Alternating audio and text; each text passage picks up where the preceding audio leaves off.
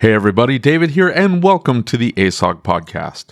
In this episode, we speak with Jake Olsen, Sales Director with WHI Solutions, the maker of Nexpart e-commerce, a cataloging system you've probably used 1,000 times. Jake talks about the multi-seller platform that they recently introduced, and in classic ASOG podcast fashion, the conversation gets slightly derailed halfway through. Before we get started, please take a moment to like and subscribe if you're watching this on YouTube. If you're listening to this on your favorite podcast listening app, make sure that you're set to automatically download the latest episode. And now, here we go.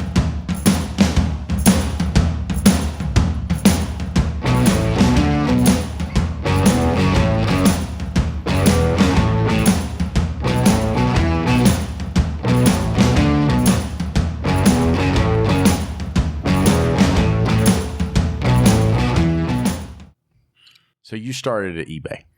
I started at eBay. That's pretty cool.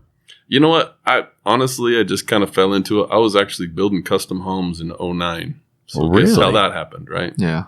And I graduated from the University of Utah a couple years earlier, and thank goodness I had a degree, just needed a job and had no idea where it would take me. Right. It has been a phenomenal company. We do not say the A word in my house. I had to train my wife not to buy Amazon packages, and I would fuss at her every time she'd get I can something appreciate on the porch. that very I said, honey, like this puts food on the table. Like, do not buy from Amazon. Walmart, whatever. I don't care. But no Amazon for me. That's crazy. But it's been a phenomenal career, and started in Utah, Salt Lake City. And then we regionalized our vehicles team, which was who I was working with at the time.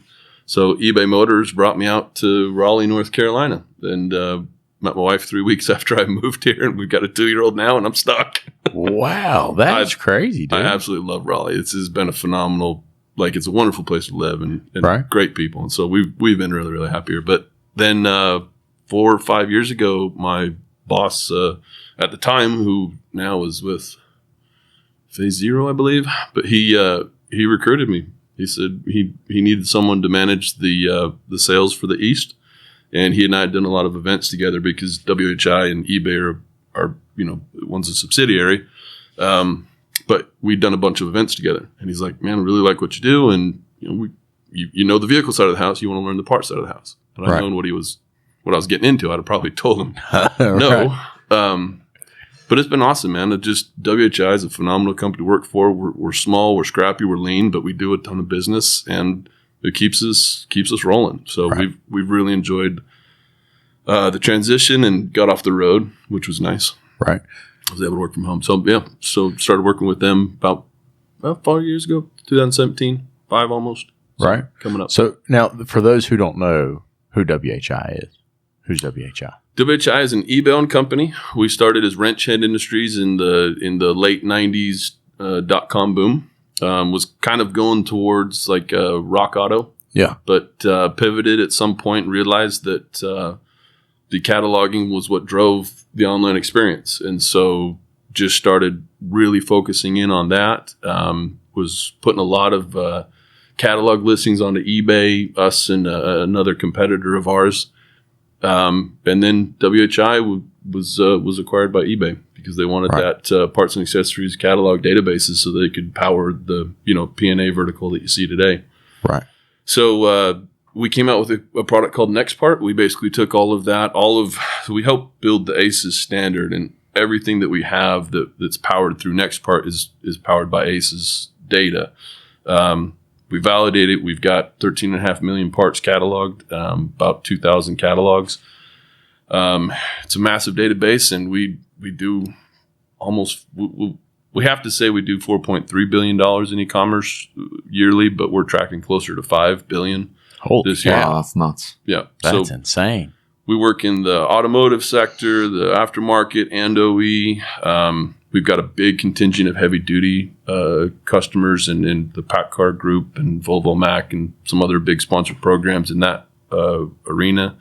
And then we do, of course, we're an eBay-owned company. We push the most eBay listings to the eBay Motors P&A platform as well. So a lot going on, but yet we're a company of about 85 people. Holy cow. That's crazy. Yeah, so that's nuts. Do that kind of volume. And yeah, dude, that's insane. Yeah. That so is nuts. we're scrappy and we work hard, and it's But man, I'll tell you what, it's one of those things where I wouldn't say it's an us against the world mentality, but we're proud of what we've got. We're proud of what Nexpart is, and we're proud of the name we have in the industry. And as I was saying when I came in, like, we've always been on the distributor side. Like, it's really nice to see where that product lands and hear people's experiences, and to be honest, to hear people's feedback, because that's one thing we don't get as much. Like, we'll get a bug ticket or something here and there. Yeah. But when we hear something from a distributor, it's usually like, well, we want to enhance this, we want to do that. Where the pain points are is not what we hear, right? And we feel like we've got a really good UI, like a good user interface, and we feel like it's very user friendly. Yeah. But where does it break? Where does it frustrate you? So it was really cool to talk to people, and I don't know if I got a lot of great, negative feedback that I could use, but it was just good to talk to people and see how they used it, who they're using it with, and of course we just came out with our multi-cellular platform, so it was cool to, like, hey, you can do all this great stuff now. So that's pretty awesome. So do you integrate with any shop management softwares? 45 plus. Wow. Yep. So we've got about 40 that are actually what we would call certified. And then we've got about another 10 that have a connection, but maybe they use their own UI. And I keep saying UI. They use their own screen. They don't pop out to Nexpart. Typically, when you integrate, you'll punch out. So you'll click a button, it'll move you. Yeah. Out into Nexpart, it'll take the vehicle with it, pick up what you need, and then there's either a transfer button or there's an order button. If you just transfer it, pops it back in. You let the shop system do all its, all of its markups and everything, and then you can usually do a one-click estimate print. So those ones we call certified, and that means that they also have access to a lot of the different things that we have, because we have virtual inventory capability between distributors. So you can be someone that's totally not, associated with this company, but yet you both have Nexpart, so you can show the bigger distributors' inventory as your own. So if you're a small jobber store, you want to look like you're big and you got a lot of inventory and be the first call. So those types of things are supported. So there's just certain levels, but we pretty much every major shop system note is integrated into Nexpart. Or Nexpart's integrated into them, I guess. Have you ever used it? No, never. Really? Yeah, never. I don't know that anything around me integrates with Nexpart. I'm not sure. I've never tried. What are you using? Napa, Advance, and... So Napa's the one place where we don't have an integration. That's probably, if I'd say any of them to note that don't have it, although we are in discussions with them. Napa's been a customer and someone that we've worked with for years and years and years, and we actually have connectivity into every Napa store in the nation. Right. You could buy Napa parts through Nexpart. Right. And now that we've come out with this multi-seller platform, they're doing some internal development because they understand what this is going to do. That's what the Napa Trucks guy was saying. Like, they've sort of they've expanded their their options. Like, they were very rigid and like, this is how we're going to do it, and only this. And if they don't like it, and now they're like, no, we need to integrate with some of these other partners because we want to give our Napa what do they call them? Napa Car Care Centers, is it? Yeah, Auto Care. Auto Care, yeah. They want to give them flexibility to say, hey, Napa's not the only option. We understand you got to get the car out. Yeah, we understand. Yep. So yeah, that's cool. So like the big complaint, and this is like our last guest. I didn't want to tell him, but everybody bitches about this. Everybody, I want to see everything on one screen. Are you guys going that route, or are you going with everything's in line? Everything's in line. So you'll make one search, and then you will, basically the way it works, if you just think of a typical dashboard, let's say I have 5 vendors that are on there. We don't cap vendors, not that it's a bad thing that they do, and we did build in admin controls that you can have child accounts. Right. So the manager's there, and he sets everything up. The people that come in, on their accounts are still in that account, so it's still one account to the store, but they can't mess around with how he's got it all set up, right? That's pretty cool. But it's a fairly basic function, but it just keeps, like, I wouldn't want to have to go and redo all that stuff, or they accidentally delete one of the accounts. Now I got to remember where the password, like, this is kind of get away from all that. Yeah. So anyway, so you think of like 5 on the dashboard, you'll sequence them just by dragging and dropping. So I want to see advanced first. I want to see blah, blah, blah, blah, blah. Once that's done, then you'll go into the multi-seller catalog. It looks just like Nexpart always did. Year and make model. If the, want to pop a VIN in there, you keyword search, you can do whatever you want. But at some point, you're going to get to either like a group, subgroup, A to Z parts list. You're just going to type in what you want. You get to your parts. As soon as you get to the actual catalog results screen, you'll see all of your different vendors in the order that you selected them.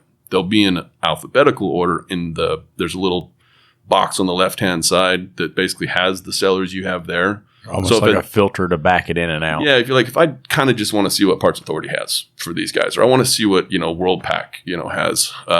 So click on that, and then it drops down, or my local parts distributor, like my local Delco distributor, or the parts house. Like, it doesn't have to be one of the big chains. Like, you can have a whole bunch of vendors in there. Yeah. So sometimes that gets a little much. And then we also built a function on the dashboard itself before you launch the catalog.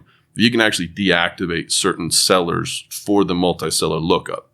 And it makes sense because that was some of the in our beta and our pilot, that was some of the feedback we got, is that, like, I don't really want to see this guy every time. I only buy, filter or brakes or AC stuff from specific. him. Like, I'm accessing him like twice a week. Yeah. Okay. No, we're good. So you can just leave that one out. So it's almost like the flexibility, and when you do look up parts, like I can filter out by vendor. I can filter out, like, I don't need to see, and that's sort of like that. That's part of the complaint that I have, like, with parts tech, is I can't do that. Like, I can look, they've got jobs, but it's specified by them.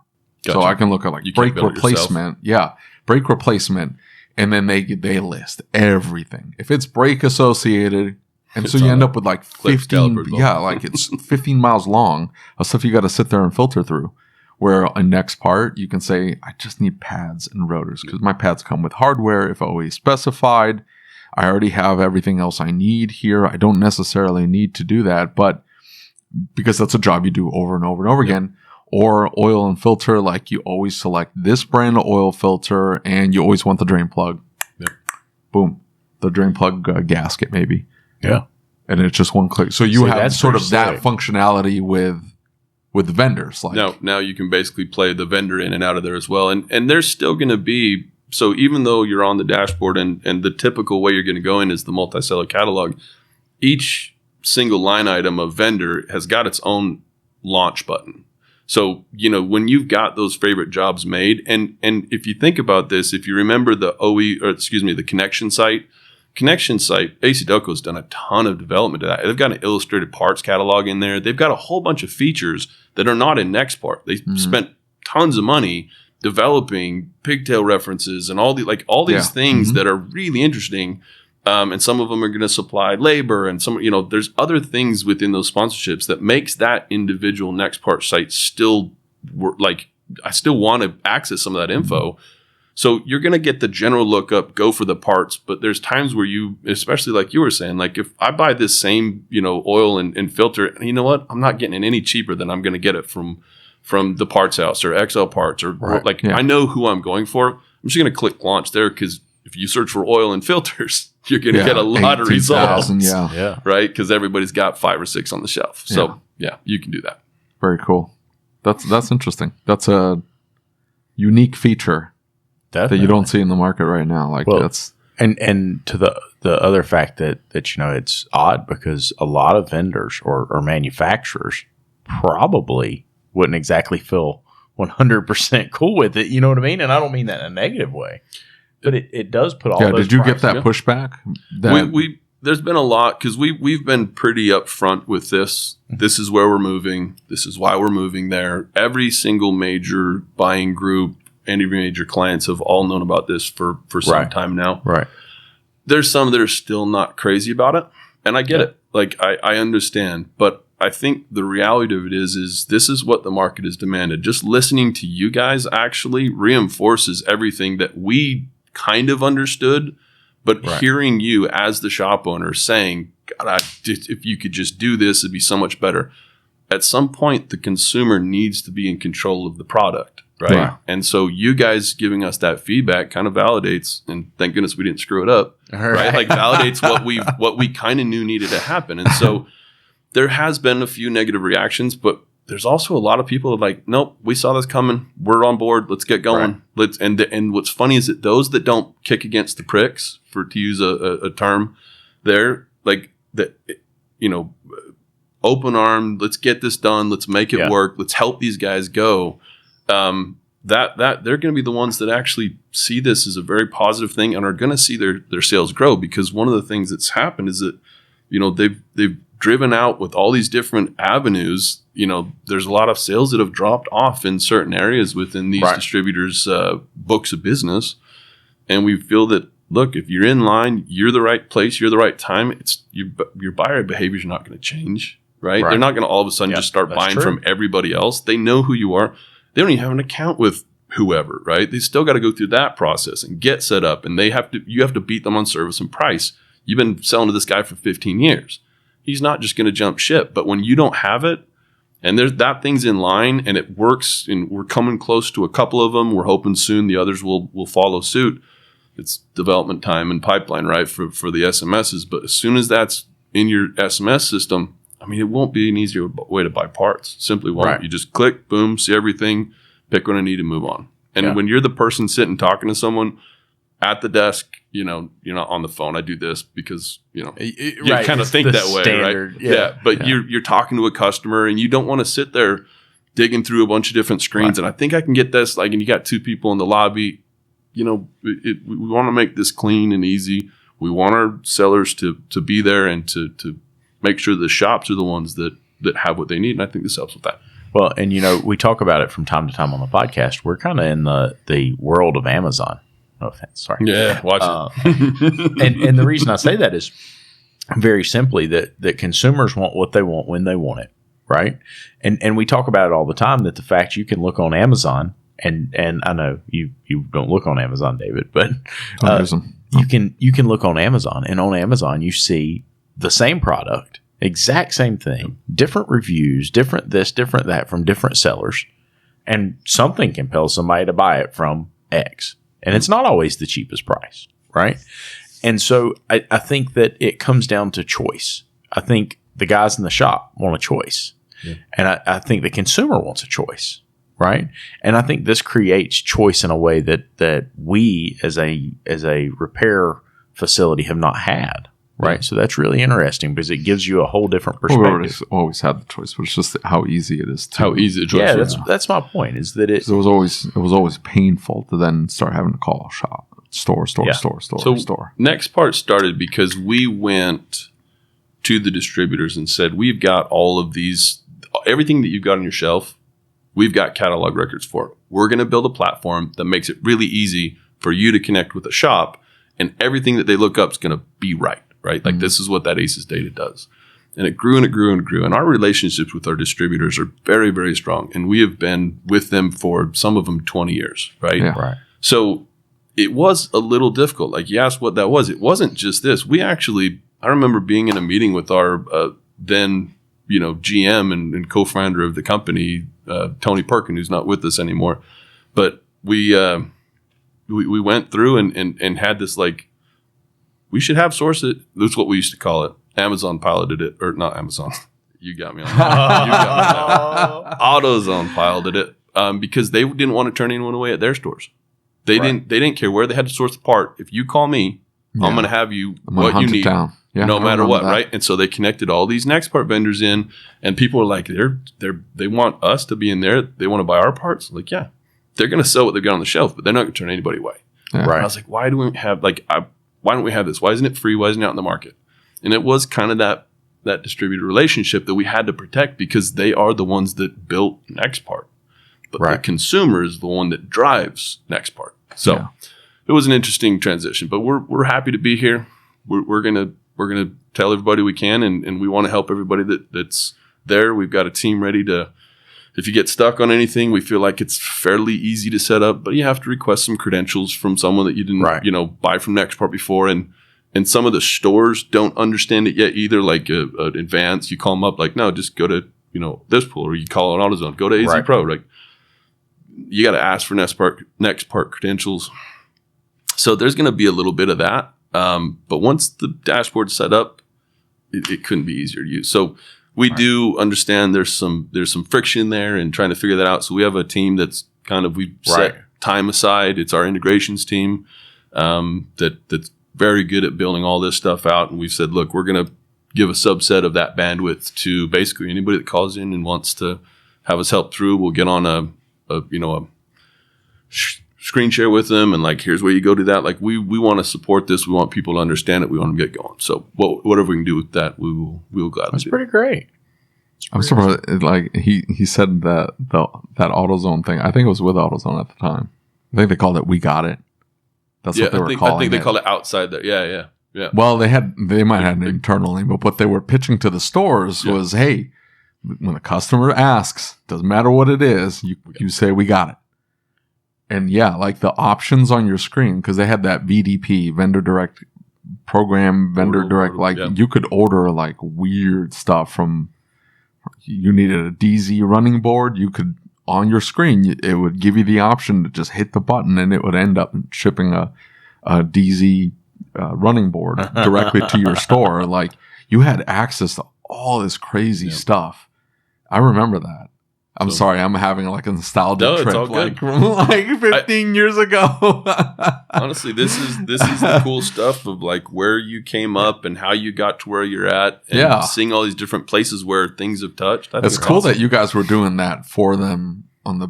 Is that what you were saying? Like that was you guys like building that for them? That sourcing back end was us. I'm not sure, they may have had something else there because I don't know if it went back 15 years. I'm thinking it's gone back quite a ways. It was before I got here, so probably 7 or 8, maybe something like that. So I'm not sure if it was if that was our version, but we've had this sourcing program with AutoZone for quite some time. And I may be off; it may have been that long. This was like I was going to say 15 years evaporates like that. Yeah, right. I mean, like they switched to, I think they call it ZNet. I don't know. Like their updated like Windows looking software. Oh, okay. I had already left the company, but I left the company and like a year later they put that out. I was working on the MS DOS looking like green lettering, going. Black screen. That's what we used. Old AS400. No. So O'Reilly used to use AS400, and man, I was fast at AS400. You want to talk about? It's funny is the pads, legacy front guys, pads, rotors like. The legacy guys that were used to the click pass, they kind of got frustrated when you could like actually see pictures of like our full catalog shows pictures. We've got tech specs. We've got everything. It was so slow. Yeah. You know what? Well, hold on. Let me backtrack because I'm trashing on you guys. But hold on. So when I switched over to I was with AutoZone. Everything was like you would 10 key everything. I went to O'Reilly.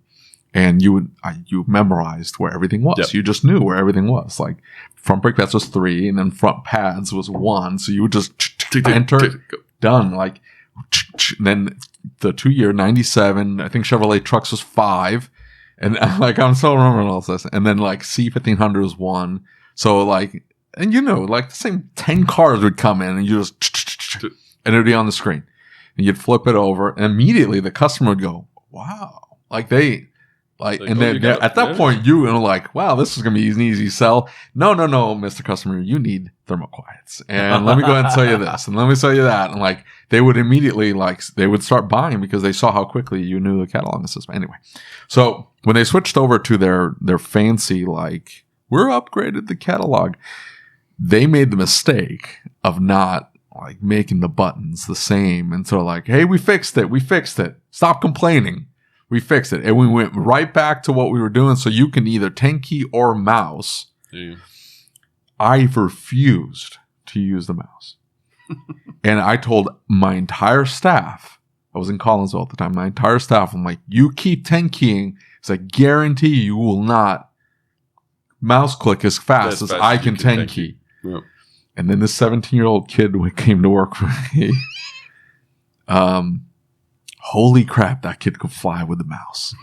He was nuts. He must have been a gamer or something. I have no idea.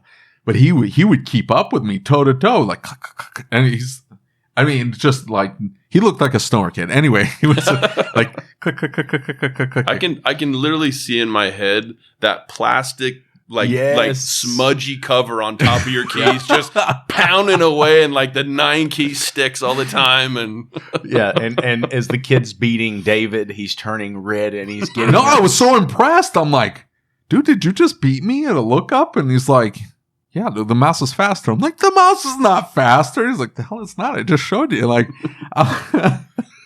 it was plastic, but you had the clicky keys. And that is so in right now. I don't know if you know this, but mechanical keyboards. Mechanical keyboards are like a huge comeback. There's like, a whole subreddit about it. Whole subreddit. You can watch videos and they have ASMR videos about the keyboards. And I'm not kidding. I open up my shop, okay? And of course, all the keyboards that you can buy are these laptop and and everything's all slick looking. I had a clicky keyboard, USB, and my staff would complain because I would start typing like click, click, click, click, click, click, click. I'm like, that is the worst keyboard. And I'm like, what are you talking about? It's clicky. This thing is awesome. And yeah, I mean, I eventually broke. I had to get rid of it. I couldn't. I've got to have a clicky keyboard. My fingers. See, I was always a hunt and peck guy. I'm pretty fast now. I'm 50 words a minute or so, and I can pound through it. But I never did it right. I never learned like how to actually type. Right. I just got fast at doing it. And now you've done it so long, you can kind of feel it a little bit. Right. But I got people that just sit there and like, yeah, what's going on? And just pounding out an email. And like you look and the whole thing's right. But they do those same up top keys. I can't. I got these fat pudgy fingers and I'm like clunk, clunk, clunk, clunk, clunk. So I'm pretty quick, but they just sit too high for me. And so I'm like, try and get to this. So. Hey, I tell you what. You think that's what it is? Because I took typewriting school or class in 100%. I think 7th grade, like old school typewriting. You have to go up on those keys. So I took the same class in 7th grade, but I didn't do well in it. And I never. I was always like I wanted to be outside and play basketball. I didn't want to be on a computer. Didn't know I was going to spend the rest of my freaking life on a computer. God. But seriously, like I just, I got to, and I had the typewriter. Like you had to do the X out and zip and put it in and put the thing back in and measure it again. So you wanted to get it right. And so I learned on those big old typewriters. And dude, I'm telling you, that is such an important We're going back on nostalgia. Hold on. I know. Do you remember those word processors, those massive word processors? You would type in the information and it was just a single green screen. And you would type and it would fill out, and then you would you hit like the automatic, and then it would start actually typing on the thing. And it went back and forth like this. It had the little ream paper. Pull the edges off. Yeah, we all had that. You don't remember any of that? Get out of here! I do. My brother was a computer geek, so he had all of this lined up. Old school Tandy. Yeah, dude. I'm telling you. And look, now there were $7,000. Look at technology now. You know what I'm saying? If you showed me an iPhone when I was 8 and we had a Commodore 64 and I was pounding out little I made my own little program and something like that, I wouldn't have known what to do. I remember this thing's insane. I remember getting my first 486 processor. Like the fastest thing in the world. I didn't get it for, so we were poor. So we had gifted to us a 286 and I would play A-Train on it.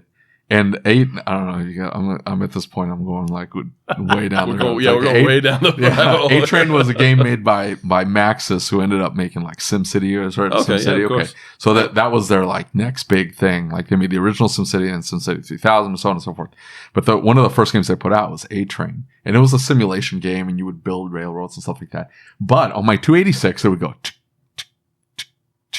and it would take 15, 20 minutes to get through a day. And I went over to a friend's house. He had a 486. He had a spec'd out computer. And I'm like, oh, hey, you have A-Train. Let's pull that up. And it's like 1 day's gone, one day, so fast. I'm like, this thing is flying. He's like, well, no, that's how it runs. I'm like, not on mine.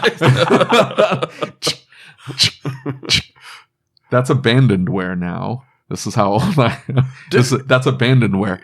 Now you can download it and play it on a DOS emulator I'm telling you this because I've done it. DOS emulator on your computer. You pull up the DOS emulator, then you run the program. You can legit play A-Train. I just got to be real. For freezies. Real with you. I don't think I would do that. I mean, my heart would hurt inside realizing that so much time has passed and I'm this old. No. I'm like, I remember playing this game. This game is not as fun as I remember it was. It seemed a lot cooler back then. Yeah, we got one of those with the old Nintendo games, the original 8 bits, and I'll tell you what.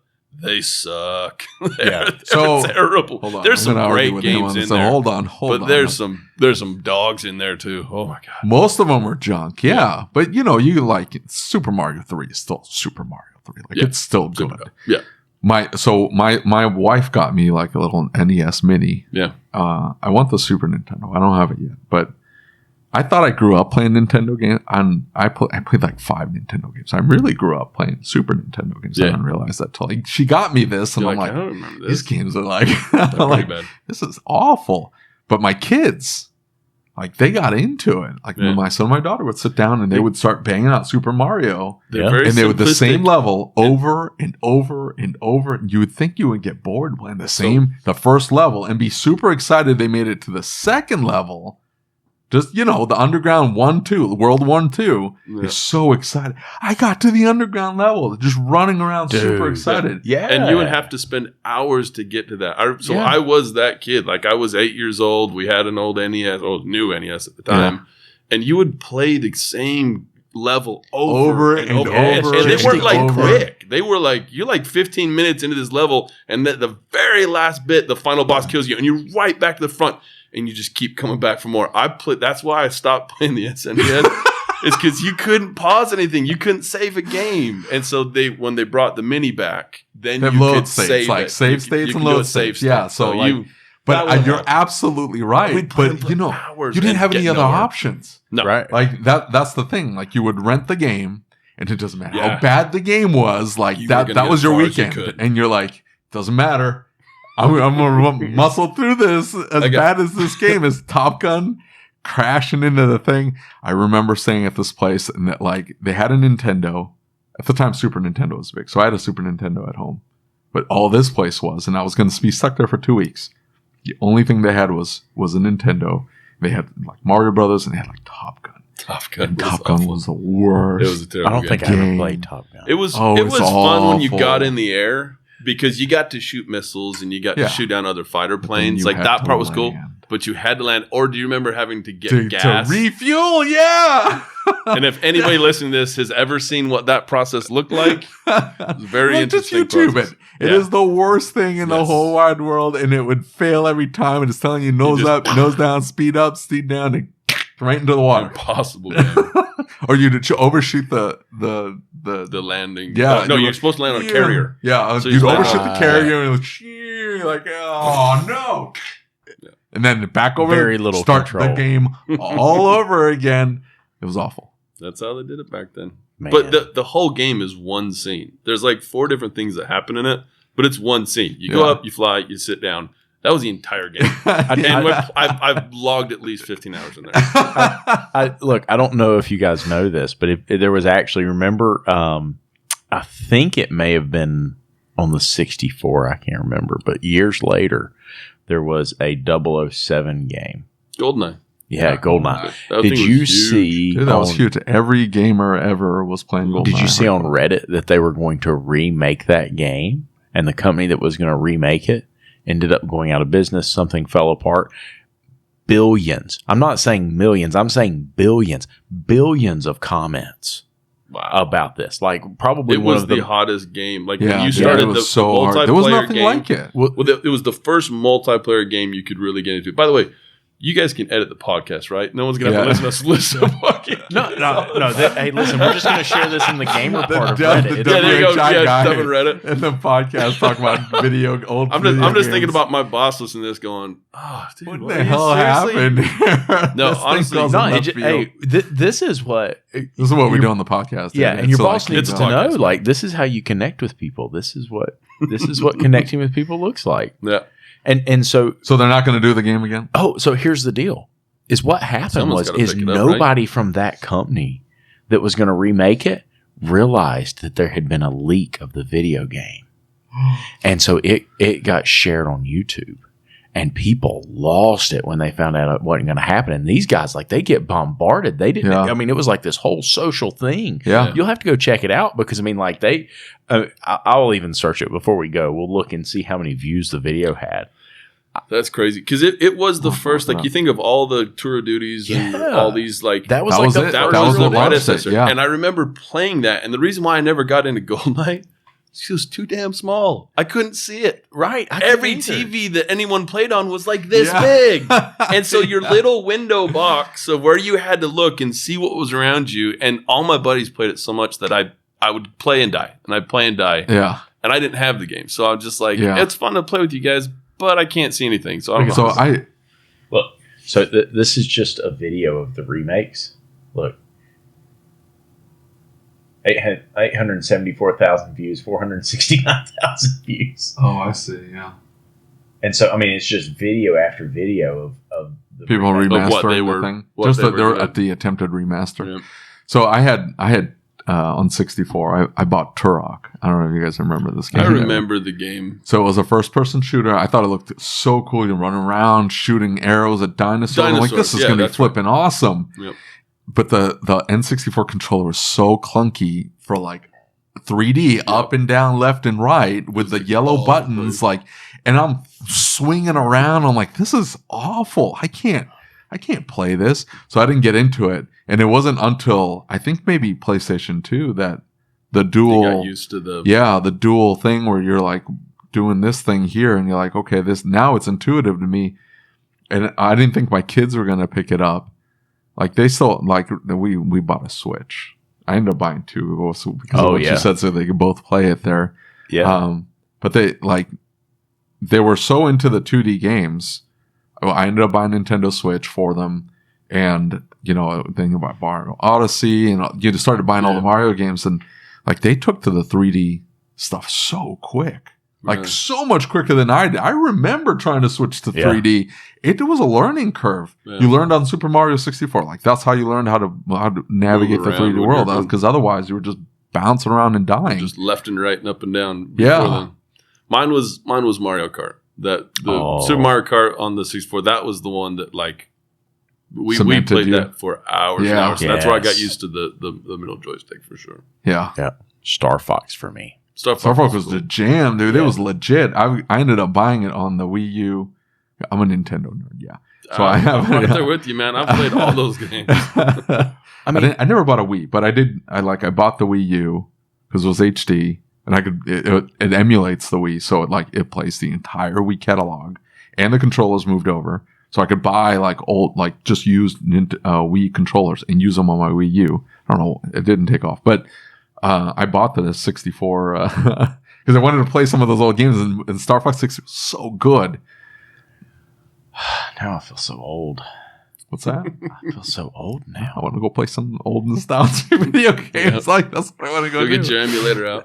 No, I mean, so many things are coming around now. Like, I don't torture myself like that. I've figured out why you're so nutsos is because you spend all of your time going back wishing you were 18 again. No, you kidding me? I hated my teenage years. It was awful. As awkward as you are now, I can only imagine. You can only do it. It was so much worse. Yeah. Now, then I used to care what people thought. Like, now I just don't care anymore. So you can embrace the dork. I can embrace the dork. I could give two craps. Well, this has been awesome. Yeah. This definitely hit the mark for me for this last podcast. I feel like we just all of a long day and just let it derail, and that's all. Awesome. You need to listen to the podcast. I'm telling you right now, it is.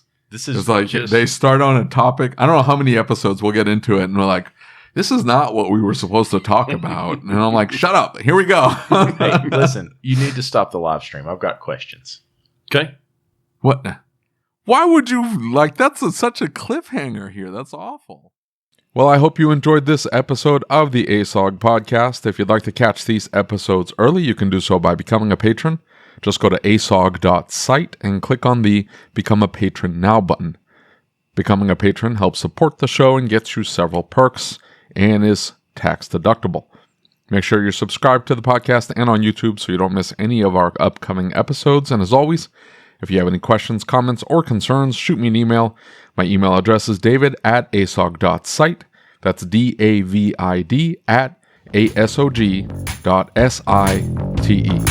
Until next time.